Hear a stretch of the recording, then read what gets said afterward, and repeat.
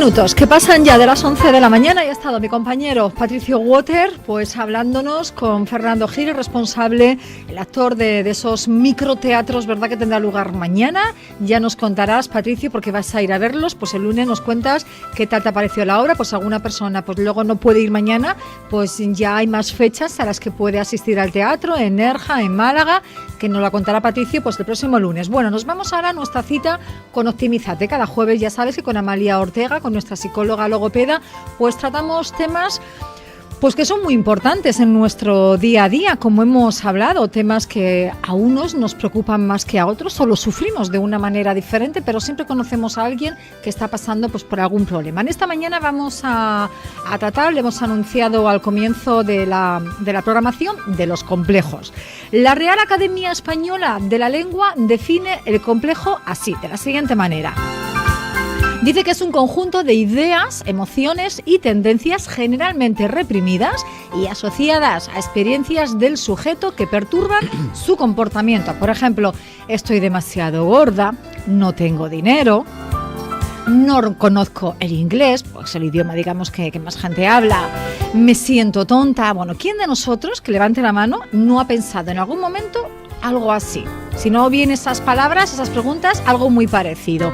Aunque algunos complejos parecen más o menos dominables y pasajeros, otros en cambio pueden arruinar fácilmente la vida.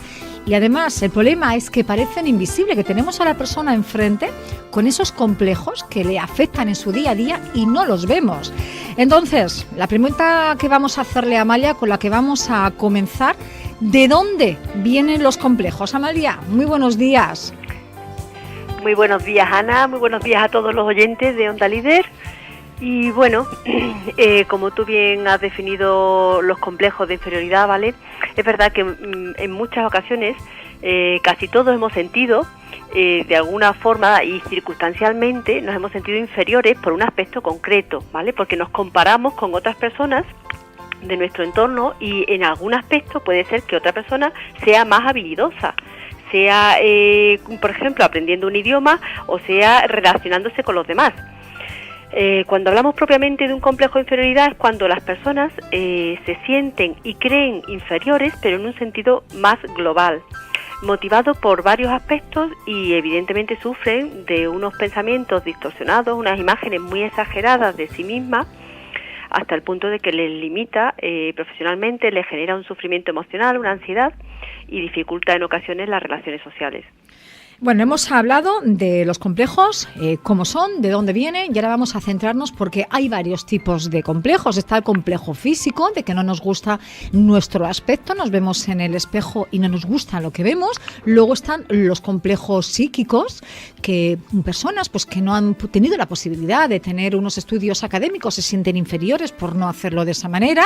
Y luego los complejos también sociales, que tienen que ver sobre todo con el dinero, ¿no? No tengo el sueldo tan grande que me gustaría tener, tengo unas carencias y eso me hace sentir acomplejada. Vamos, si te parece, a hablar de los diferentes tipos de complejos y sobre todo en definir, que nos expliques, digamos, la persona que padece esos complejos tiene un perfil particular. Si te parece, Amalia, vamos a conocer un poquito más. Empezamos por los complejos físicos.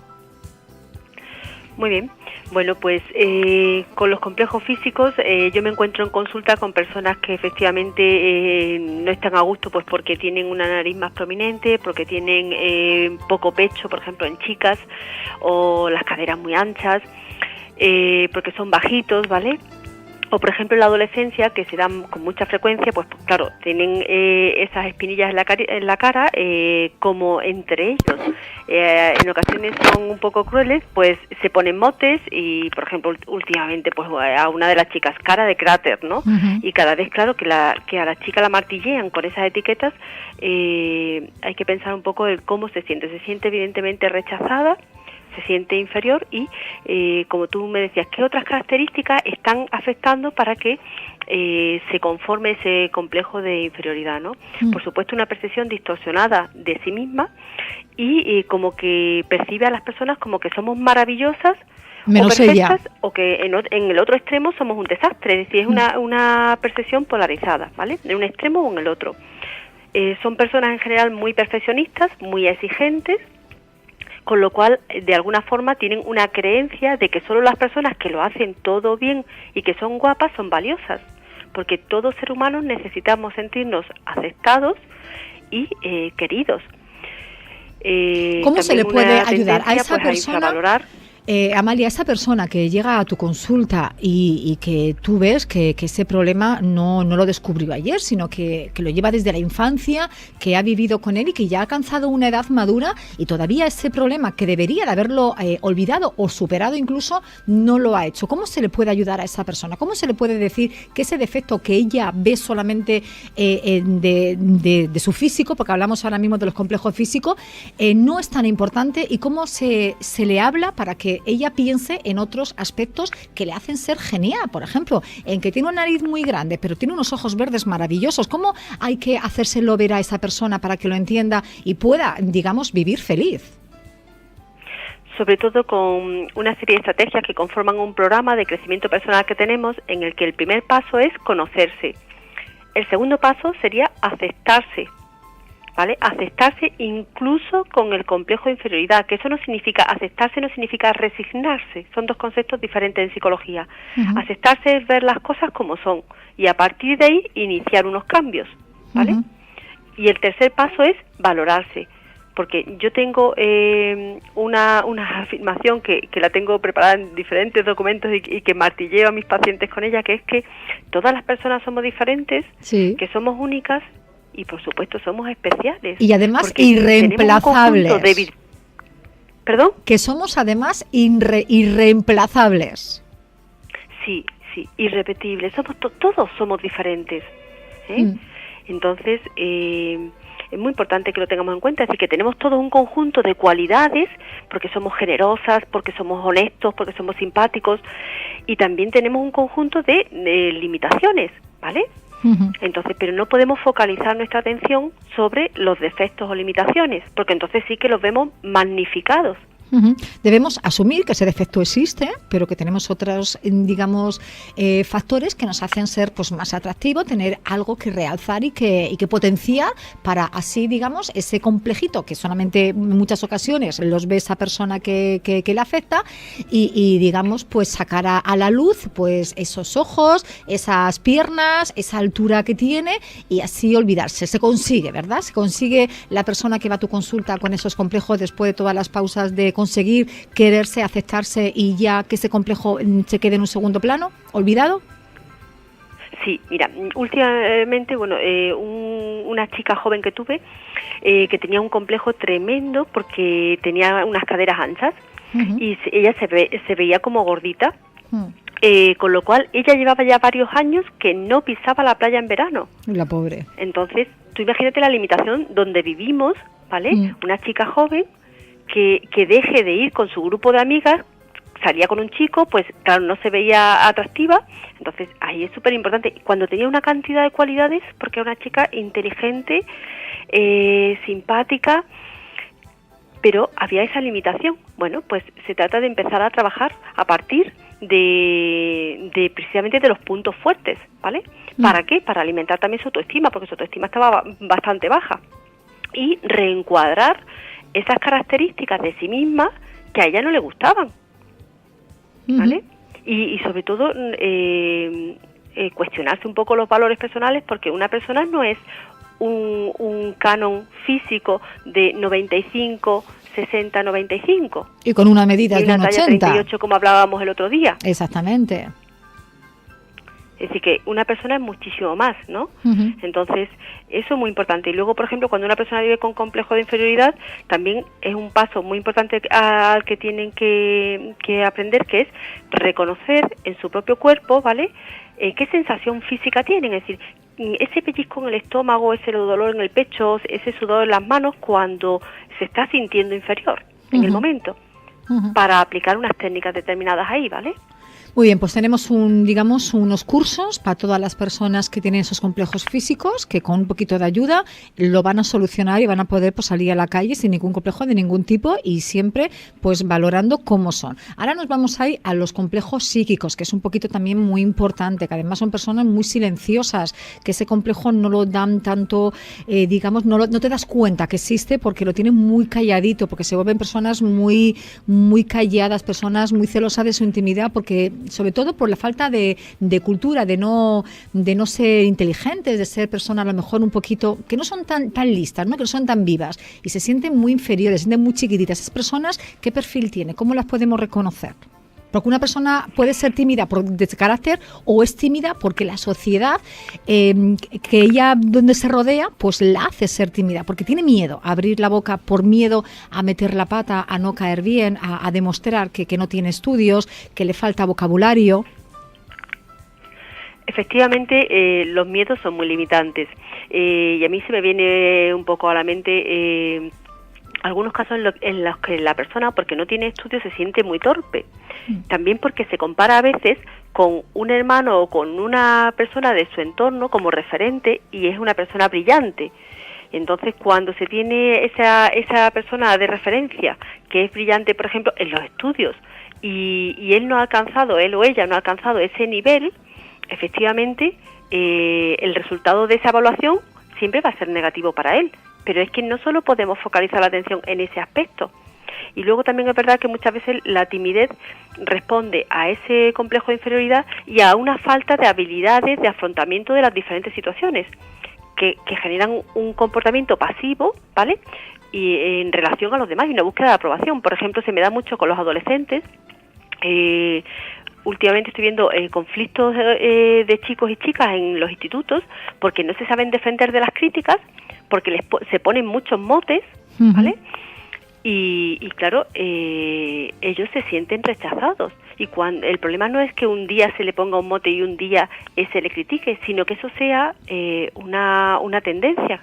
Y el problema es, Amalia, perdona que te haga un inciso, porque todos hemos ido al colegio, todos hemos estudiado y los motes existen desde que existe el colegio o existe un grupo de amigos, siempre ha habido uno que ha sacado las faltas a los demás. Pero el problema antes era que quedaba en ese círculo de amigos que formaba parte del colegio y tú salías del centro escolar, te ibas con tus amigos diferentes y el mote se olvidaba y volvía de nuevo de lunes a viernes. El problema ahora de que ese mote que te pongan en el colegio no se queda allí, porque por desgracia en este tema las redes sociales son muy rápidas y ese complejo, ese insulto que te dan en el colegio lo suben a las redes sociales y las redes sociales, tus amigos que no están dentro de tu entorno escolar, sí los tienes en tus momentos de ocio y se hacen partícipe y se hacen eco también de las burlas que tienes en el colegio y ahí las redes sociales es un factor muy negativo para los adolescentes porque le están haciendo muchísimo daño. Claro, el daño lo siguen haciendo los chavales y en cierta medida tenemos que pensar por qué se da tanto, ¿no? Se da tanto porque de alguna forma también a nivel general en la sociedad somos más tolerantes y somos menos conscientes de lo que son las faltas de respeto. Entonces es súper importante que partamos de que todos somos diferentes y todos tenemos muchas cualidades, pero también todos tenemos defectos.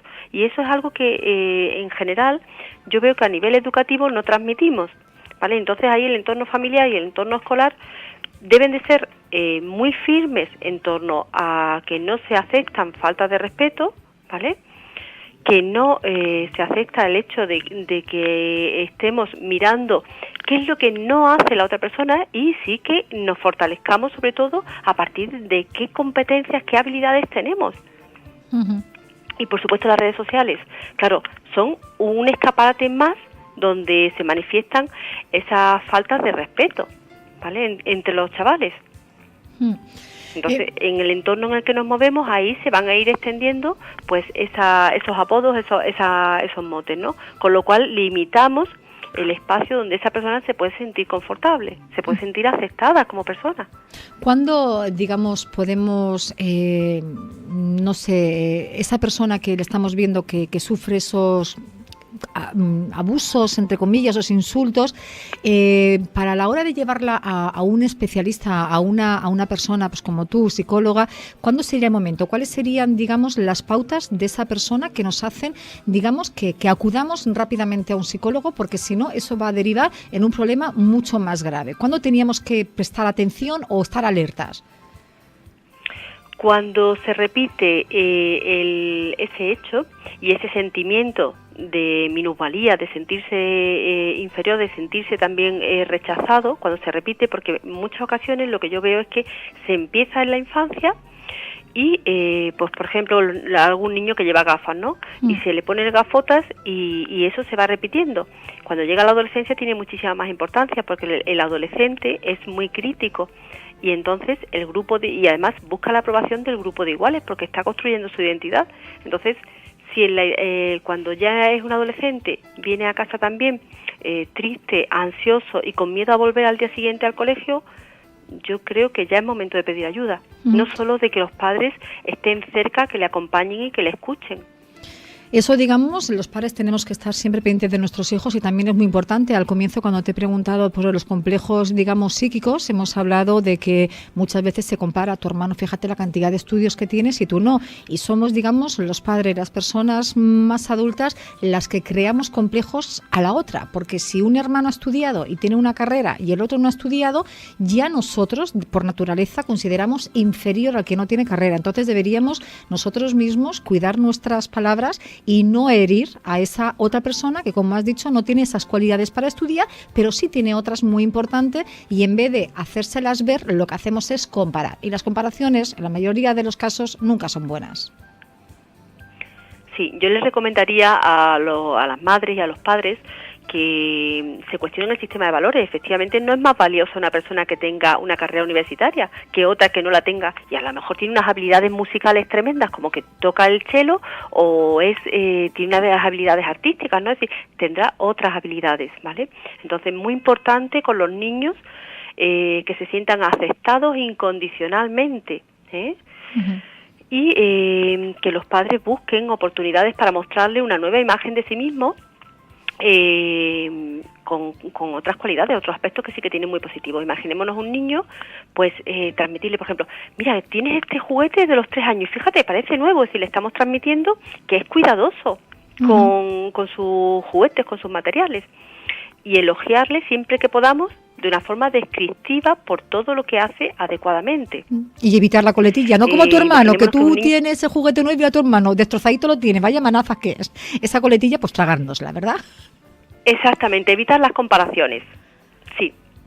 Si un niño está practicando deporte, pues si al final del partido felicita al otro equipo, transmitírselo. Has demostrado respeto y deportividad al felicitarlos. Sí, entonces, aprovechar todas las oportunidades y siempre que les vamos a elogiar, utilizar el verbo ser. Es decir, para los comportamientos adecuados, transmitirle eres un niño respetuoso, eres un niño colaborador. Y en cambio, para aquellas conductas que queremos que mejore, utilizar el verbo estás. Por ejemplo. Hoy estás despistado. Ajá. Hoy estás chinchoso.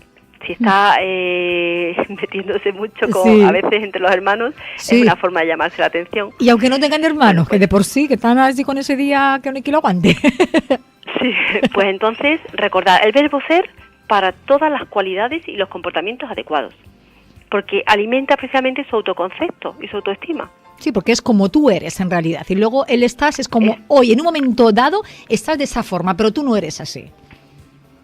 Sí, las etiquetas, las atribuciones que les hacemos a los niños son importantísimas, porque una vez que están formando su autoconcepto, luego ajustan también su comportamiento a ese autoconcepto que han ido interiorizando. Y ahora, por último, nos quedan los complejos sociales, que por desgracia cada vez se están dando ahora, pues con esta crisis que empezó en el 2008 y estamos en 2014 y parece pues que por mucho que digan que está llegando a su fin, pues no llega. Personas que tenían un estatus social elevado o medio, pues tenían su puesto de trabajo, los dos trabajaban, tenían tenían un sueldo bastante normal para hacer frente a todos sus gastos y de repente se han encontrado la situación de que uno de los dos ha perdido el empleo o los dos, de que esa falta de dinero pues empieza ya a hacerse eco en la familia y eso que da lugar, pues que a lo mejor el entorno social con el que tú andabas hace unos años, pues por suerte no ha sufrido ese decaimiento, sigue viviendo sin ningún problema y tú te sientes inferior por esa falta de dinero, por esa pérdida de empleo o por haber cogido un empleo que no está de acuerdo a tu condición o a tus estudios y llega ese complejo que son los complejos sociales. ¿Cómo se tratan esos complejos? Bueno, ahí el primer paso vuelve a ser, claro, esa persona vive una crisis personal, por esos cambios que tú estás comentando. El primer paso es conocerse y conocerse como persona y hacer una valoración muy global, viendo todas las cosas que hace bien, todas las cualidades que tiene esa persona, que es ingeniosa, es decir, puede ser que tenga limitaciones. A mí últimamente se me han dado algunos casos de, por ejemplo, personas que efectivamente están afrontando una situación de desempleo de larga duración y que acomplejadas porque no tienen estudios universitarios.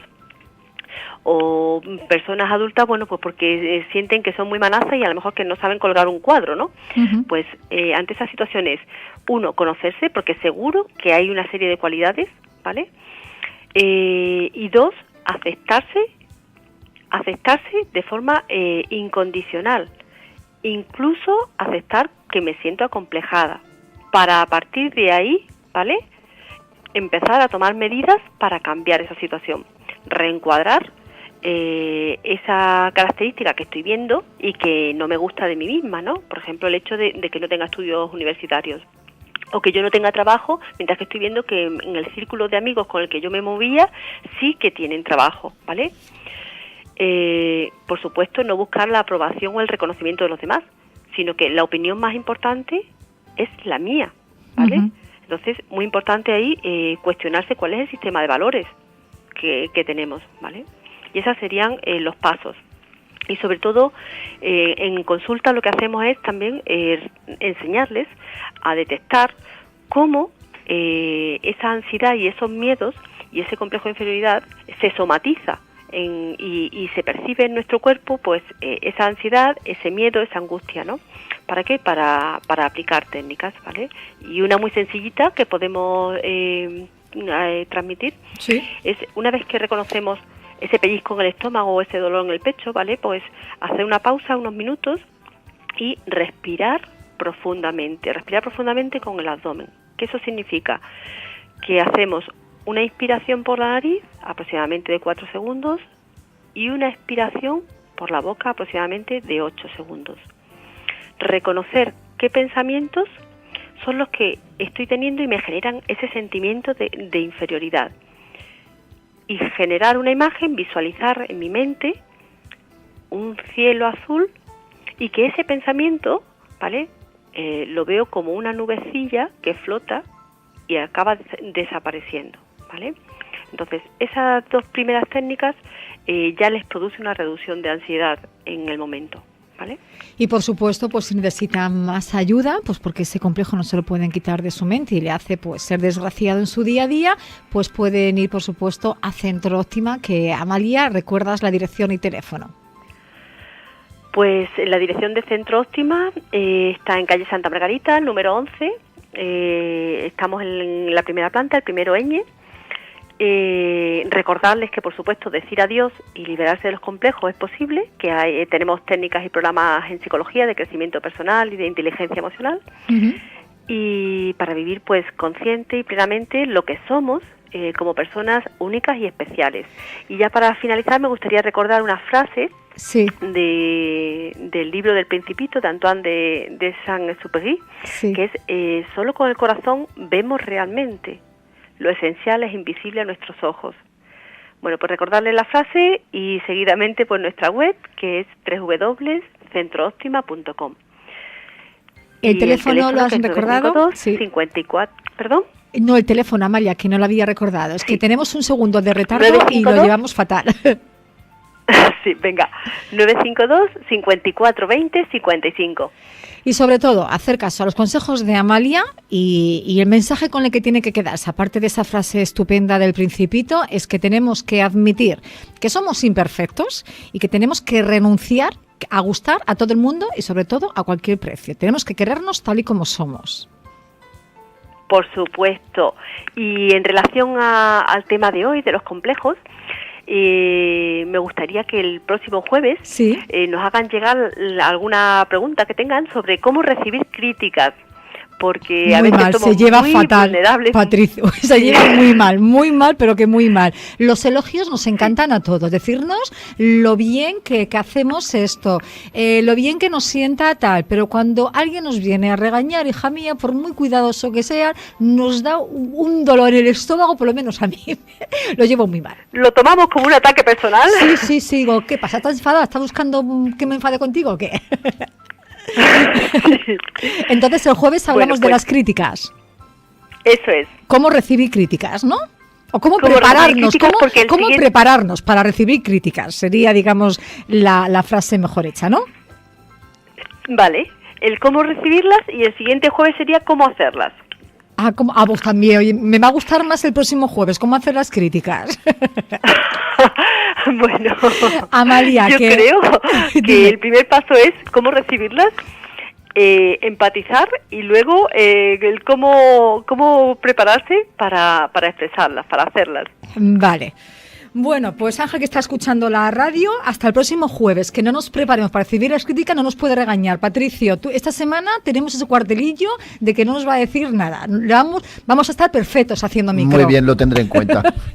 Y ya el jueves que Amalia nos diga cómo asumir esas críticas, entonces ya le dejamos al jefe que nos regañe todo lo que quiera. Pero antes no. Amalia, que muchísimas gracias por darnos estos consejos, por ayudarnos a ser felices, a querernos con nosotros mismos, y estaremos pues muy pendientes el próximo jueves del tema de las críticas y desearte que tengas una feliz semana. Es un placer compartir este espacio con vosotras. Un besito muy fuerte, Amalia. Un beso. Hasta el próximo jueves. Adiós.